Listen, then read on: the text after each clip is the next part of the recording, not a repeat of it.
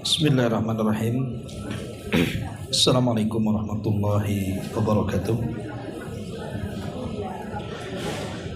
Alhamdulillah wassalatu wassalamu ala rasulillah wa ala alihi wa sahbihi wa mawalah wa la hawla wa la quwata illa billahi wa ba'du. Alhamdulillah, segala puja dan puji hanya milik Allah subhanahu wa ta'ala. Salawat dan juga salam kita hadiahkan kepada Rasul kita Nabi besar Muhammad sallallahu alaihi wa ala alihi wasallam. Kita lanjutkan kajian kita, masih membahas kitab Al-Libas, kitab yang bicara tentang pakaian, dan kita masuk pada hadis Ali radhiyallahu anhu. Di sini hadis ke 511. Kita baca hadisnya.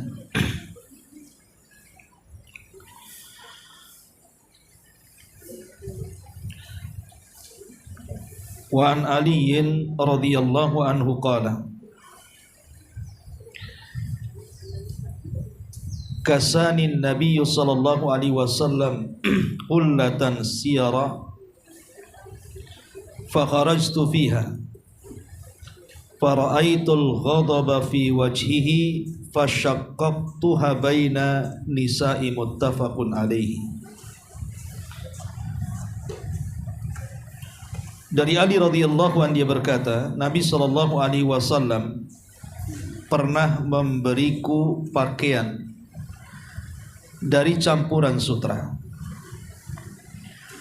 Lalu aku keluar dengan menggunakan pakaian itu, dan kulihat kemarahan di wajah beliau, maka aku pun membagikan pakaian itu kepada para wanita di rumahku. Hadis ini disepakati Bukhari dan Muslim. Kemudian hadis berikutnya, An Abi Musa radhiyallahu an anna Nabiy sallallahu alaihi wasallam qala uhilla adh-dhahabu wal hariru li inathi ummati wa hurrima ala dhukurihim. Rawahu Ahmad wan Nasa'i wa Tirmidzi wa sahahahu. Dari Abu Musa radhiyallahu an bahwa Nabi sallallahu alaihi wasallam bersabda, emas dan sutra itu dihalalkan bagi kaum wanita dari umatku, tapi diharamkan bagi kaum pria dari umatku. Hadis ini diriwayatkan Imam Ahmad, Nasa'i, Tirmidzi, dan hadis ini disahihkan oleh Al-Imam At-Tirmidzi rahimahullahu ta'ala. Ma'asyiral muslimat yang dimuliakan Allah subhanahu wa ta'ala, hadis ini menjelaskan tentang larangan yang sangat keras khususnya bagi kaum laki-laki menggunakan sutra dan juga menggunakan emas. Tapi dua-duanya dihalalkan bagi kaum wanita. Ini menunjukkan bahwa syariat ini disyariatkan oleh Allah subhanahu wa ta'ala disesuaikan dengan maslahat masing-masing. Kenapa kemudian emas dan sutra itu dihalalkan kaum wanita? Karena memang fitrah dari kaum wanita itu memang berhias, dan fitrah laki-laki tidak seperti itu. Makanya kemudian Allah subhanahu wa ta'ala membagi pakaian laki-laki tersendiri dan wanita juga tersendiri. Adapun kenapa emas dan juga sutra itu diharamkan bagi laki-laki, sebagian para ulama mencari alasannya. Pertama, lisyaddi dariati, untuk syaddid dari'ah. Syaddid dari'ah itu artinya menghalangi sesuatu sebelum terjadinya. Dalam hal ini adalah at-tasyabbuh bin nisa. Karena kalau laki-laki menggunakan emas itu dikhawatirkan akan menyerupai wanita, makanya dilarang. Dan Nabi SAW sangat tegas dalam masalah ini bahwa laki-laki tidak boleh sama dengan wanita, bahkan dilaknat laki-laki yang menyerupai wanita ataupun sebaliknya. Ada juga yang mengatakan khusus emas, kenapa laki-laki dilarang tidak boleh menggunakan emas dan bagi wanita dibolehkan? Karena laki-laki ini kalau menggunakan emas menunjukkan al-israf wal khuyala. Karena ada israf. Israf itu artinya berlebihan dan menunjukkan kesombongan. Adapun kaum wanita memang hajatnya untuk itu, menggunakan emas untuk mempercantik di hadapan suaminya. Ada juga yang mengatakan bahwa ilatnya itu karena bisa menghancurkan hati-hati fuqara dan juga masakin. Jadi hati-hati orang miskin itu merasa hancur. Jadi ketika laki-laki menggunakan emas, maka ini bisa melukai hati fuqara dan masakin. Di tengah-tengah mereka sedang kesulitan ekonomi, di lain sisi kemudian mereka pun malah berbangga-bangga dengan emas dalam badan mereka. Tapi yang jelas bahwa diketahui ataupun tidak diketahui hikmah kenapa kemudian Rasul mengkhususkan membolehkan memakai sutra dan emas itu bagi perempuan dan diharamkan bagi laki-laki, yang jelas ini adalah perintah Allah dan Rasulnya.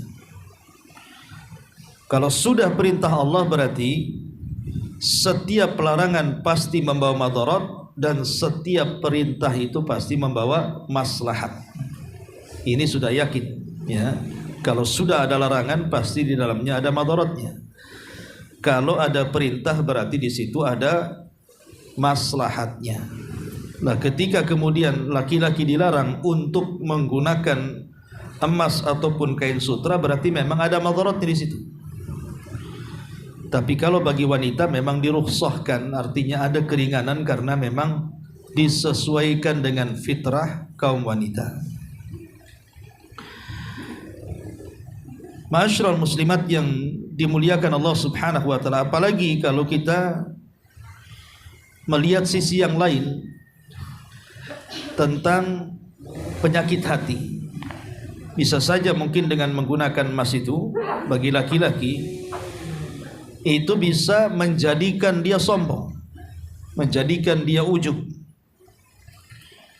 Karena terkadang pakaian ini juga mewariskan perkara-perkara yang seperti itu.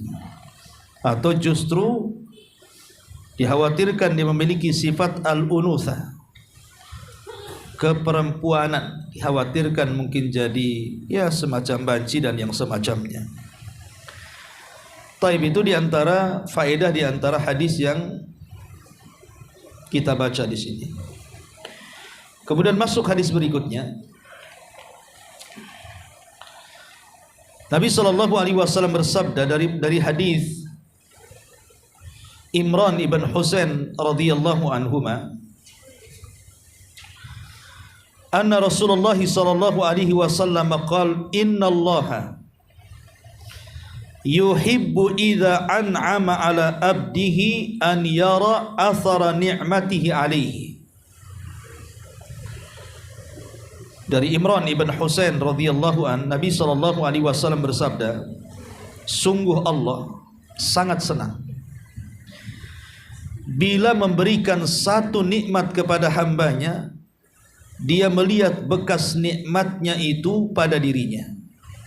Jadi Allah itu suka Kalau seandainya Allah Subhanahu wa taala memberikan nikmat kepada hambanya, dia melihat bekas nikmatnya, artinya menampakkan nikmatnya. Karena Allah Subhanahu wa taala mengatakan fa bi ni'mati rabbika fahaddits, maka dengan nikmat Allah tampakkan nikmat itu. Ma'asyiral muslimat yang dimuliakan Allah Azza wa Jalla, nikmat itu kan ada dua macamnya. Ada yang disebut dengan nikmat ukhrawi, ada yang disebut dengan nikmat duniawi. Jadi nikmat itu terbagi dua. Ada nikmat yang berkaitan dengan akhirat, ada nikmat yang berkaitan dengan dunia.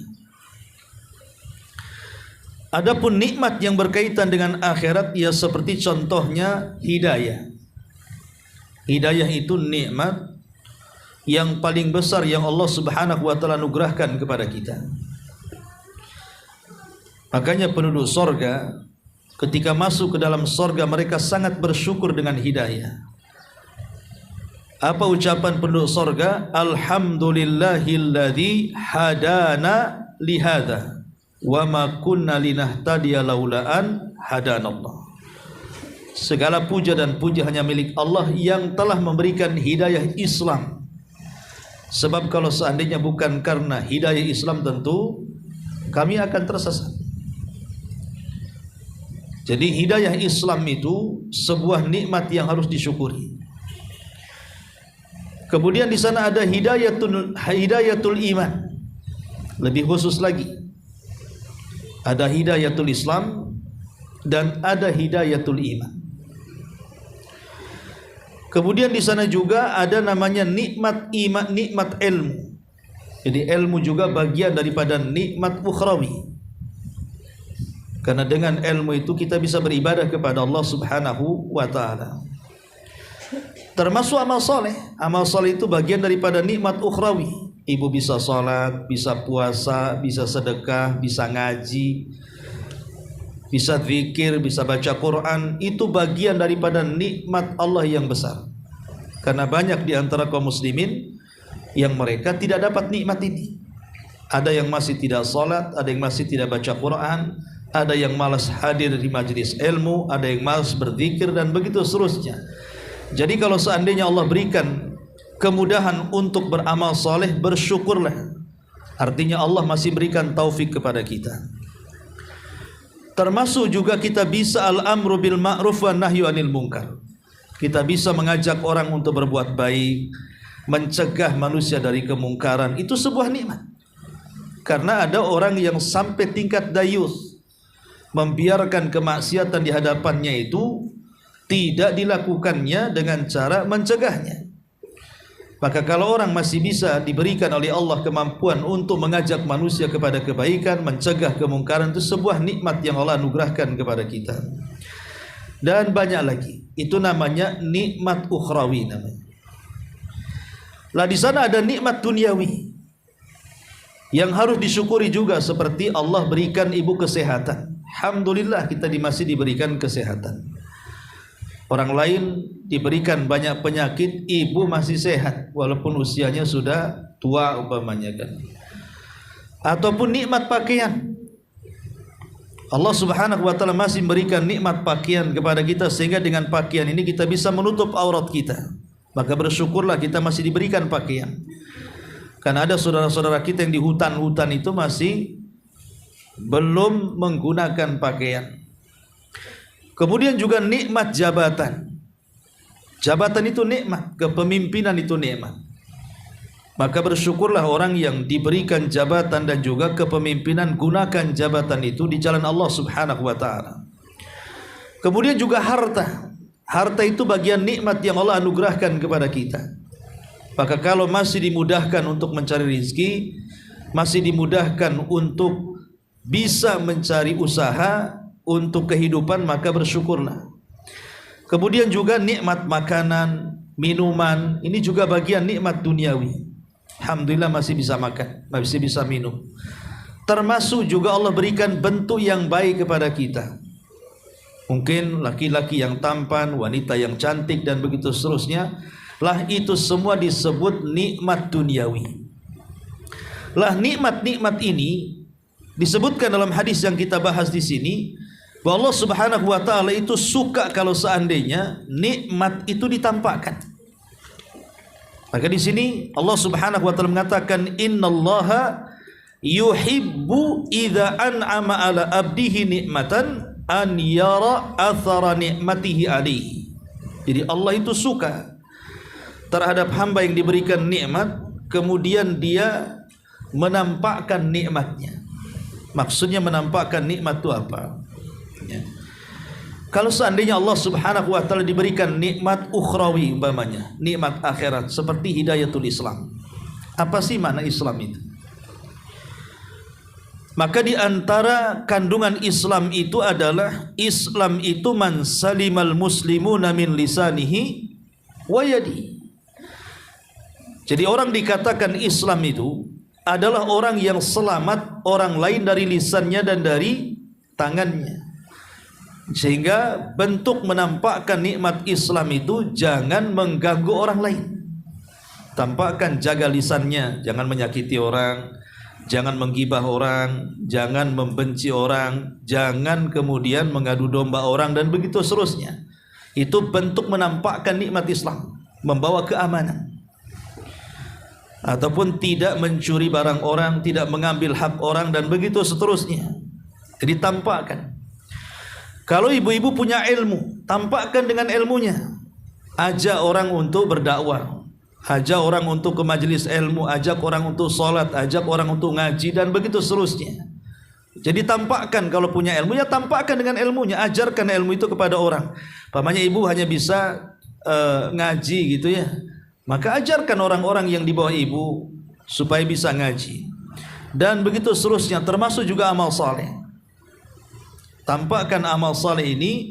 Kalau kita diberikan kemudahan untuk beramal saleh, maka adalah pengaruhnya amal saleh itu dalam kehidupan. Mungkin semakin baik lagi, akhlaknya semakin baik, sikapnya semakin baik, kepada orang tua semakin birrul walidain, kepada tetangga semakin baik dan begitu seterusnya.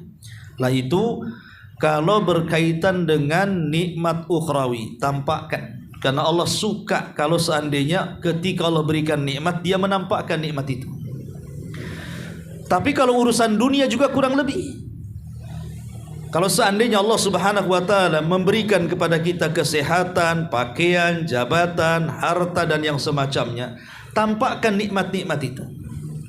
Karena ada orang-orang, maaf cakap ya, ada orang yang secara materi dia kaya raya, jutawan, bahkan triliunan ya. Tengok pakaiannya pakai kolor kemana-mana. Ada kan orang kaya pakai kolor, Bu? Ya. Coba kan lucu deh. Dia bisa loh pakai pakaian yang bagus, beli pakaian yang kita tidak bisa membeli, dia bisa membeli. Kenapa kemana-mana bawa kolor? Pakai kaos kemana-mana kayak orang miskin. Orang seperti ini sudah rugi di dunia, rugi di akhirat. Kenapa? Di dunia seolah-olah dia tidak diberikan nikmat, tapi di akhirat dihisab seperti orang kaya. Kan repot jadinya. Di dunia tidak merasakan nikmat dengan kenikmatannya, di akhirat harus dihisab dengan kekayaannya. Di mana Allah Subhanahu wa taala akan bertanya tentang dua hal, min aina iktasabahu wa fima anfaqahu, dari mana kau dapat, kemana pula kau belanjakan. Makanya Allah Subhanahu wa taala tidak suka kalau diberikan nikmat dia tidak tampakkan nikmatnya. Karena tidak terlarang kok. Pamannya ibu punya uang pengen beli baju bagus, kemudian pengen pakaian bagus, tidak terlarang dalam Islam itu. Ibu punya uang pengen beli sendal bagus, bermerek, branded, tidak masalah, Islam tidak melarang kok. Ibu punya uang bisa beli mobil, mobilnya bagus, tidak ada masalah. Ibu punya uang bisa beli rumah dengan rumah yang bagus, tidak ada masalah, tidak ada dalam Islam itu larangan. Asal kata Nabi SAW, jangan dijadikan alat-alat itu untuk kesombongan itu saja. Makanya ketika para sahabat Nabi SAW mendengar Nabi SAW menyampaikan tentang wasiat Nuh kepada putranya. Jadi Nuh itu kan berwasiat kepada putranya, 2 larangan dan 2 perintah. Adapun perintah, Maka Nuh alaihi salatu wassalam mengatakan kepada putranya agar banyak mengucapkan kalimat la ilaha illallah dan kalimat subhanallah wa bihamdihi subhanallahil azim. Adapun dua larangan, Nuh mengatakan kepada putranya agar tidak melakukan kesyirikan dan kesombongan. Sahabat ketika mendengar Rasulullah SAW menyampaikan wasiat Nuh kepada anaknya sampai kepada kalimat syirik dan sombong, sahabat mengatakan, ya Rasulullah, amma syirku fa'arafna, adapun kesyirikan kami tahu. Lalu apa maksudnya al-kibru, sombong itu? Kemudian sahabat mengatakan, ya Rasulullah, apakah kalau seandainya kami menggunakan pakaian yang indah itu bagian dari kesombongan? Kata Rasul, bukan. Apakah kalau seseorang itu memiliki sandal yang indah itu bagian kesombongan? Bukan, karena sombong tidak di kaki. Apakah kalau seandainya orang membeli kendaraan yang indah yang bagus itu sombong? Kata Rasul, bukan.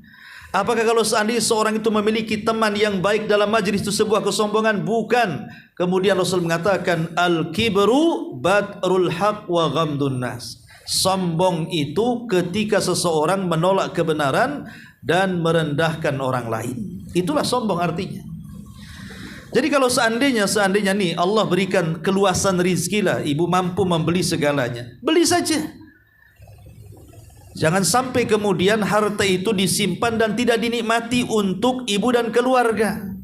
Pamannya ibu nih sanggup membeli rumah yang bagus, beli saja rumah yang bagus, supaya ibu nyaman, suami nyaman, anak-anak nyaman, tidur juga nyaman, ibadah juga nyaman, dan begitu seterusnya. Nikmati nikmat Allah subhanahu wa ta'ala itu. Kalau seandainya ibu mampu membeli kendaraan, beli kendaraan yang bagus, ya, supaya dengan kendaraan itu Allah mudahkan, mau pengajian mudah, hujan pun datang, mau angin puting beliung pun tetap datang, kan begitu. Coba ndak punya mobil kan susah, ya. Hujan tak datang, nggak mungkin pakai baju hujan ke sini. Jadi intinya bahwa mudahkan semuanya. Allah suka menampakkan nikmat, tapi di sisi lain juga hindari kesombongan. Hindari kesombongan. Bukan saya punya baju bagus, punya sandal bagus, tas bagus, mobil bagus itu untuk merendahkan kawannya, tidak. Itu namanya sombong. Tapi kalau hanya sekedar fabi ni'mati rabbika fahadis, tidak ada masalah. Asal jangan lupa tentang hak-hak daripada harta, zakat, sedekah yang dianjurkan dalam Islam. Ma'asyiral muslimat yang dimuliakan Allah Subhanahu wa taala, di sini Allah sangat suka, innallaha yuhibbu idza an'ama 'ala 'abdi. Sesungguhnya Allah itu sangat suka. Berarti di sini Allah Subhanahu wa taala tersifati dengan sifat suka, sifat cinta dengan hambanya. Dan kalau Allah Subhanahu wa taala sudah cinta dengan hambanya, maka beruntunglah hamba-hamba yang dicintai Allah Subhanahu wa taala. Kenapa? Karena Allah kalau suka dengan kita pasti akan mengajak para malaikatnya untuk ikut suka dengan kita. Dan kalau sudah mengajak para malaikatnya suka dengan kita, Allah pun tanamkan kepada makhluk yang ada di bumi supaya cinta dengan kita. Jadi Allah kalau suka dengan hambanya tidak suka sendirian, dia mengajak malaikatnya dan mengajak makhluk yang ada di langit dan bumi supaya suka dengan kita tuh. Makanya carilah sesuatu yang disukai oleh Allah Subhanahu wa taala, salah satunya adalah dengan cara menampakkan nikmat. Al-Imam Ibnul Qayyim rahimahullahu ta'ala dalam kitabnya Madarijus Salikin, beliau mengatakan, asyukru zuhuru athari ni'matillahi ala lisani abdihi. Syukur adalah menunjukkan adanya nikmat pada dirinya yang Allah anugerahkan melalui lisannya, melalui lisan hambanya. Dengan cara apa? Thana'an wa'tirafan wa ala qalbihi syuhudan wa mahabbatan wa ala jawarihi inqiyadan wa ta'atan. Syukur dalam lisan, kata beliau, berupa pujian dan mengucapkan kesadaran diri bahwa dia telah diberikan nikmat. Adapun syukur melalui hati berupa persaksian dan kecintaan kepada Allah. Adapun syukur dalam badan berupa kepatuhan dan ketaatan kepada Allah Subhanahu wa taala. Jadi Imam Ibnul Qayyim membagi syukur itu menjadi 3. Pertama, syukur dengan lisan. Yang kedua, syukur dengan hati. Dan yang ketiga, syukur dengan anggota badan. Adapun syukur dengan lisan, tsana'an wa i'tirafan. Pertama, kita memuji Allah Subhanahu wa taala dengan mengucapkan alhamdulillah. Diberikan nikmat banyak, alhamdulillah bi ni'matihi tatimmus shalihat. Dengan nikmat yang sedikit, alhamdulillah ala kulli hal. Pokoknya lisan kita jangan lepas kalimat alhamdulillah. Kemudian i'tirafan. I'tirafan itu artinya mengetahui bahwa nikmat ini yang beri Allah. Akui bahwa nikmat ini datang dari Allah. Jangan seperti Qarun yang dia tidak mengakui nikmat itu datang dari Allah. Kemudian dia mengatakan innama utituhu min ilmin indi. Kekayaan ini datang karena kecerdasanku. Kekayaan ini datang karena kepiawaianku. Kekayaan ini datang karena ijazahku. Ya, wajarlah kalau aku kaya, aku kan dokter, aku kan pilot, aku kan profesor, aku kan menteri, aku kan presiden, dan begitu seterusnya. Tidak, kekayaan itu datang dari Allah, bukan karena kita cerdas. Itu namanya i'tiraf, mengakui semua datang dari Allah Subhanahu wa taala. Kemudian juga yang kedua, syukur secara hati, syuhudan wa mahabbatan. Syuhudan wa mahabbatan artinya berupa persaksian dan kecintaan kepada Allah Subhanahu wa taala. Persaksian dan kecintaan kepada Allah, saksikan nikmat ini datang dari Allah dan cintai Allah Subhanahu wa taala. Kenapa kita harus mencintai Allah? Karena Allah yang sudah memberikan nikmat kepada kita. Lihat bagaimana anak cinta kepada orang tua. Kenapa? Karena orang tua merawatnya kan. Coba kalau orang tua walaupun dia melahirkannya, tapi kalau membuang anak itu, kemudian anak itu sudah besar, benci kadang-kadang sama orang tuanya. Lah kalau sama makhluk saja, siapa yang merawatnya pasti dia cinta. Jangankan manusia, binatang saja. Ibu punya kucing kan, ibu kasih makan, ibu kasih rawatan dan macam-macam. Dia senang dengan pemiliknya tuh. Maka walillahi matsalul a'la kan. Maka apalagi dengan Allah Subhanahu wa taala yang sudah banyak berikan nikmat kepada kita, sudah sewajarnya kita cinta dengan Allah. Dia yang sudah menciptakan kita, dia yang sudah memberikan rizki kepada kita, dia yang telah mengutus kepada kita Rasul, dia telah menurunkan kita kitab, dia telah memberikan syariat mudah kepada kita, bahkan dia memberikan pahala yang banyak, bahkan nanti di akhirat diberikan surga, macam-macam pokoknya. Intinya bahwa tanamkan rasa cinta dalam hati kepada Allah karena dia yang sudah memberikan nikmat. Kemudian dengan lisan, dengan hati, dan dengan anggota badan. Adapun dengan anggota badan, inqiyadan wa ta'atan, berupa kepatuhan dan ketaatan. Gunakan badan kita ini untuk beribadah kepada Allah. Makanya Nabi SAW menunjukkan bentuk syukur dia dengan cara memperbanyak salat. Sampai ketika kaki-kaki beliau sudah pecah-pecah karena kebanyakan salat. Maka Aisyah radhiyallahu anha mengatakan, ya Rasulullah, sudahlah, cukupkan dengan yang wajib-wajib saja kan gitu ya. Tidak perlu yang sunnah-sunnah lagi. Tapi Rasul SAW mengatakan, afala akunu abdan syakura. Salahkah saya menjadi hamba Allah yang bersyukur? Maka bentuk syukur perbuatan itu dengan cara ketundukan dan ketaatan dengan perintah Allah Subhanahu wa taala. Masyarul muslimat yang dimuliakan Allah Subhanahu wa taala. Di sini Rasul mengatakan, innallaha yuhibbu idza an'ama ala abdihi ni'matan an yara athara ni'matihi alaihi. Allah suka apabila Allah memberikan nikmat kepada hambanya sebuah nikmat, hamba itu menampakkan bekas nikmatnya kepadanya. Lebih luas lagi bicara tentang nikmat ini. Masyarul muslimat yang dimuliakan Allah Subhanahu wa taala. Kita tahu bahwa ada beberapa sebab yang menjadikan kita ini bisa mensyukuri nikmat Allah Subhanahu wa taala. Apa sebab pertama supaya kita ini bisa mensyukuri nikmat Allah Subhanahu wa taala? Pertama, mengakui dan sadar diri bahwa Allah Subhanahu wa taala telah banyak memberikan nikmat yang tidak terbatas. Makanya Allah Subhanahu wa taala mengatakan, wa in ta'uddu nikmatallahi la tuhsuha. Kalau engkau hendak menghitung nikmat Allah, tidak mungkin terhitung. Siapa coba yang bisa menghitung nikmat Allah? Jangankan jauh-jauh lah Bu, anggota badan kita sajalah ya, dari kepala sampai kaki, Ibu ngaca di situ. Coba bagaimana Allah berikan nikmat kedua mata kita bisa melihat. Coba Ibu lihat di kaca itu bagaimana telinga kita bisa mendengar, lisan kita bisa bicara, kaki kita bisa melangkah, kemudian otak kita bisa berpikir, tangan kita bisa bekerja, dan begitu seterusnya. Tapi lihat kepada orang-orang yang Allah hilangkan satu nikmatnya, umpamanya tengok orang buta sementara kita melihat, lihat orang tuli sementara kita mendengar, lihatlah orang-orang yang bisu sementara kita bicara. Maka dari sini penting kita melihat ke bawah, jangan pernah melihat ke atas.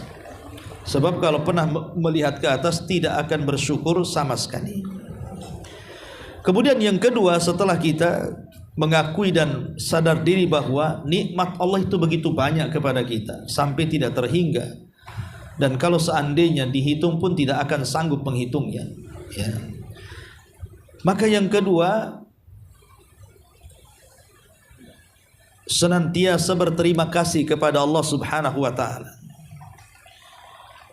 Berterima kasih dengan Allah Subhanahu wa taala dengan cara mensyukuri siapapun yang telah memberikan nikmat kepada kita, walaupun dia sebagai sebab nikmat dari Allah Subhanahu wa taala. Jadi umpamanya orang tua yang sudah mendidik kita, memang betul kita ini diciptakan oleh Allah, tapi kan sebab adanya orang tua adanya kita. Dengan sebab adanya orang tua sehingga kita bisa dididik oleh mereka. Maka bersyukurlah kepada orang tua sebagai bentuk syukur kita kepada Allah Subhanahu wa taala. Makanya kemudian Rasul mengatakan, "Malam yashkurin nas lam yashkurillah." Siapa yang tidak bersyukur kepada manusia, maka dia belum dianggap bersyukur kepada Allah. Maka bersyukurlah kepada orang-orang yang berjasa kepada kita. Makanya kalau kita lihat para ulama ketika mereka mencatat kitab-kitab itu, mesti mereka mengajarkan kepada kita doa. Kalau menyebut salah seorang ulama, mesti kita katakan rahimahullahu ta'ala kalau mereka sudah meninggal. Kalau mereka masih hidup, kita katakan hafidhahullahu ta'ala, gitu ya. Kalau dia sudah meninggal, semoga Allah merahmatinya. Kalau dia masih hidup, semoga Allah menjaganya. Kenapa kemudian kita dididik sebagai santri seperti itu? Itu bentuk bersyukur. Kalau bukan karena Allah kemudian catatan para ulama, kitab kita para ulama, tentu kita tidak mengenal agama. Makanya kalau kita menyebutkan tokoh-tokoh para ulama itu, jangan lupa doakan mereka. Kalau mereka sudah meninggal, ya kita katakan rahimahullahu ta'ala, semoga Allah merahmati mereka. Kalau mereka masih hidup, kita katakan hafidhahullahu ta'ala, semoga Allah menjaga mereka. Siapapun yang berjasa kepada ibu, tidak mesti ulama. Umpamanya ada kawan kita yang baik yang ngasih modal gitu ya, ada kawan kita yang baik yang suka menghibur ya. Lebih daripada itu orang tua, tetangga yang baik, dan begitu seterusnya. Maka hargai mereka dengan cara berbuat baik dalam bentuk syukur kita kepada Allah Subhanahu wa ta'ala ya. Kemudian juga yang ketiga, merenungkan nikmat-nikmat Allah. Cobalah renungkan nikmat-nikmat itu. Allah Subhanahu wa taala berfirman dalam surah An-Nahl ayat 78, "Wallahu akhrajakum min butuni ummahatikum la ta'lamuna syai'a wa ja'ala lakumus sam'a wal absara wal af'idata la'allakum tashkurun." Dan Allah telah mengeluarkan kamu dari perut ibumu dalam keadaan tidak mengetahui satu apapun. Lalu dia memberikan kamu pendengaran, penglihatan, hati, agar kalian bisa bersyukur. Lihat, setelah Allah menyebutkan kalimat dengar, kalimat lihat, kalimat hati, di ujung ayat Allah katakan agar kalian bersyukur. Karena pendengaran, penglihatan dan hati itu alat untuk tafakur. Itu alat untuk tafakur bagi kita. Dengan melihat kita lebih bersyukur lagi. Ibu umpamanya jalan-jalan ke Barelang, tengok lautan yang sangat luas terbentang itu ciptaan siapa kalau Allah yang menciptakannya? Bersyukurlah kita diberikan lautan yang indah. Ibu naik ke atas bukit, kemudian melihat hamparan kebun, hamparan sawah, hamparan ladang begitu indahnya. Maka bersyukur Allah masih berikan pemandangan seperti itu. Itu namanya tafakkur. Dan ibadah tafakkur itu memang ibadah ringan tapi pahalanya besar. Ya, cukup berpikir saja memandang itu sudah dapat pahala besar. Ya. Kemudian juga yang keempat, sujud syukur, Bu. Sujud syukur kalau Allah berikan nikmat kepada ibu, segera sujud. Itu bentuk syukur kita kepada Allah Subhanahu wa taala. Karena disebutkan dalam hadis Abi Bakrah. Hadis Abi Bakrah Nafi ibn Harith radhiyallahu anhu berkata, "Kana Rasulullah sallallahu alaihi wasallam idza ja'ahu amrun." Nabi itu apabila menjumpai sebuah perkara busyira bihi yang membuat Rasul senang dan bahagia, kharra sajidan syakiran lillah, maka Rasul langsung tersungkur sujud dalam bentuk syukur. Jadi kenikmatan apapun, Bu, yang sampai kepada ibu, maka gunakan sujud syukur sebagai bentuk syukur kita kepada Allah Azza wa Jalla. Ibu dapat kabar gembira umpamanya dari kampung, orang tua sehat, sujud alhamdulillah orang tua saya sehat. Ya.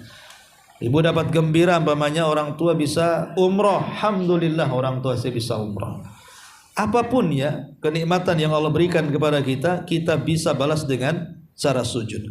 Kemudian juga yang selanjutnya berzikir. Berzikir dengan cara memuji Allah Subhanahu wa taala, karena ini bentuk rasa syukur kita kepada Allah dengan memperbanyak zikir. Sebutkan dalam sebuah hadis, man qala hina yusbih, barang siapa yang mengatakan di pagi hari, maksudnya berzikir, Allahumma ma asbaha bi min ni'matin aw bi ahadi min khalqika faminka wahdaka la syarika lak falakal hamdu wa lakas syukru. Allahumma asbaha bi min ni'matin aw bi ahadin min khalqika faminka wahdaka la syarika lak. Ya Allah, atas nikmat yang kau berikan kepadaku hari ini atau yang kau berikan kepada salah seorang dari makhlukmu, maka sungguh nikmat itu hanya darimu dan tidak ada sekutu bagimu. Falakal hamdu wa lakas syukru, segala puji dan syukur hanya untukmu.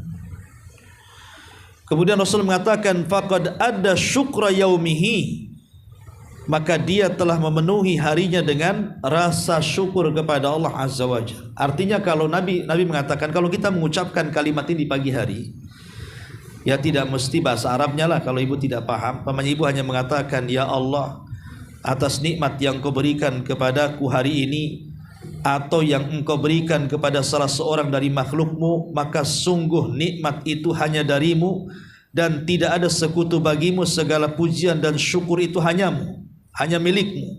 Maka kalau kita mengucapkan kalimat ini, kata Nabi SAW, maka satu hari itu ibu sudah dinyatakan bersyukur. Ya, ini menunjukkan apa? Bahwa zikir itu bagian daripada bersyukur. Intinya bahwa inilah diantara sebab-sebab untuk memudahkan kita bersyukur kepada Allah Subhanahu wa taala. Tapi di sini Imam As-San'ani rahimahullah taala dalam kitab Subulus Salam ketika memberikan catatan kepada hadis ini, fi hadhil ahadis, dalam hadis-hadis ini, dalalatun anna Allah taala yuhibbu minal abdi, menunjukkan bahwa Allah itu suka dari hambanya, izhara nikmatihi, menampakkan kenikmatannya, fi ma'kalihi, baik dalam makanannya, wa malbasihi, baik dalam pakaiannya, fa innahu syukrun lin nikmati fi'liyun, karena itu bentuk syukur perbuatan. Wa li'annahu idza ra'ahu al-muhtaj fi hay'atin hasanatin qasadahu liyatasaddaq alaihi wa badadatul hayati su'alun wa idharun lil faqri bilisanil hal walidha qila walisanu halin bisyakayati anta. Kata Imam Ibn Syawqani rahimahullah ta'ala, sebab kalau kita ini menampakkan makanan dan pakaian yang baik, ya, itu tidak disangka orang itu kita orang fakir sehingga takut menghadapi kita, karena disangka kita akan minta-minta. Kata beliau, ya, dia kaya tapi ya tadi saya contohnya dia pakai kolor, dia pakai kaos kutang dan begitu seterusnya, ya. Nanti disangkanya dia mau ngemis, gitu. Disangkanya mau minta-minta, disangkanya perlu uluran tangan. Ini kan aneh, padahal dia bukan orang miskin. Supaya tidak dipandang seperti itu, maka tampakkanlah nikmat Allah Subhanahu wa taala dengan tanpa harus menampakkan kesombongan. Tampakkan kalau kita bisa makan yang enak, kenapa tidak? Makan yang bergizi, kenapa tidak? Berpakaian yang indah, kenapa tidak? Ya. Jadi di sini Allah suka kalau seorang hamba menampakkan nikmatnya, dan itu Allah sendiri yang perintahkan dalam Al-Quran, fabi ni'mati rabbika fahaddits, maka dengan nikmat Rabbmu maka tampakkanlah, ya. Wallahu a'lam. Ya, ini di antara 3 hadis yang bisa kita kaji di pagi ini. Tapi sebelum saya tutup, silakan kalau ada yang mau bertanya. Iya, silakan.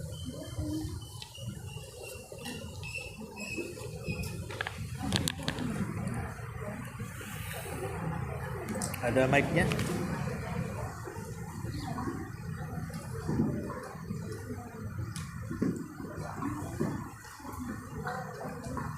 Bismillahirrahmanirrahim. Assalamualaikum Ustaz.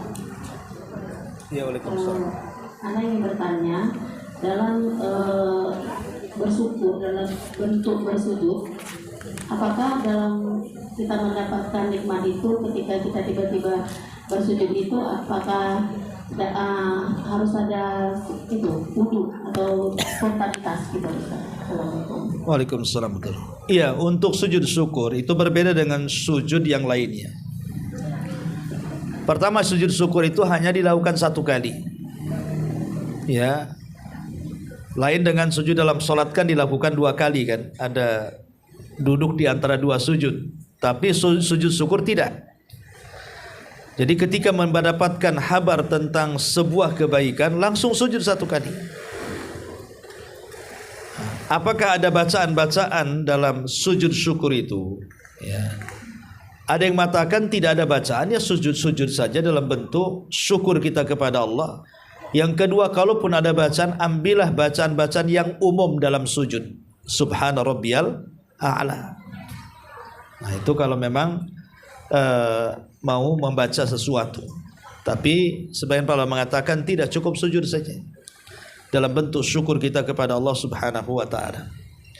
Jadi dia tidak diharuskan untuk bersuci, berwudu dulu, tidak, spontanitas saja. Spontanitas kita langsung sujud dalam bentuk syukur kita kepada Allah Subhanahu wa taala, dan tidak diliputi dengan tempat, tidak harus lari ke mushola, ke masjid dulu, tidak. Dimanapun kita bisa sujud. Ya, selama tempat itu memang bukan hammam, tempat kamar mandi yang banyak najis gitu kan, maka dibolehkan, ya. Wallahu a'lam.